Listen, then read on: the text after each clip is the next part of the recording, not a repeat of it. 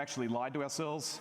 These are Australian emissions from 2005 to now. The red are the emissions from energy. The blue is the emissions from our land use and land clearing.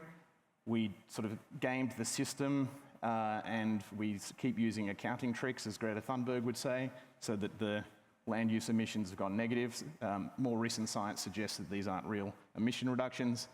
And we haven't really made a dent, as you can see on the red line, which is emissions from energy. The residential and commercial combustion of gas in our homes and small businesses, how we get electricity to our homes, how we get commercial small business electricity.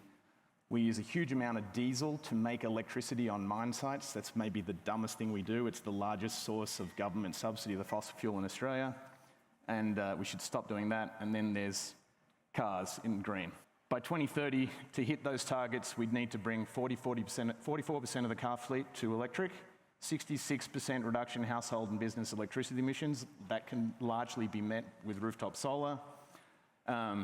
Eliminate 66% of the gas, same with the generating electricity with diesel for mining, and also generating electricity with diesel on farm. So we could make a huge amount of progress just like that to hit our emissions target, is very aggressively electrify the demand side and power it with rooftop solar and community solar. A further $1 billion on top of our, we started with 10, we got 19 for Rewiring the Nation, we got $1 billion for the Household Energy Upgrade Fund.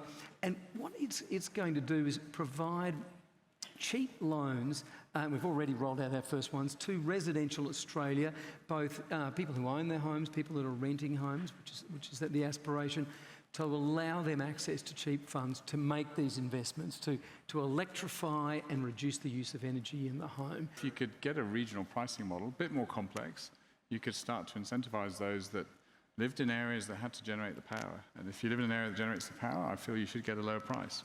And that could stimulate economic activity in those areas too. So just different framing of how we do it. And on Saul's point, there's so many market structures that we've lived with for the last 30 years, but some of them are going to have to evolve if we're going to get through the next 30 years. And I think that's the debate that has to happen.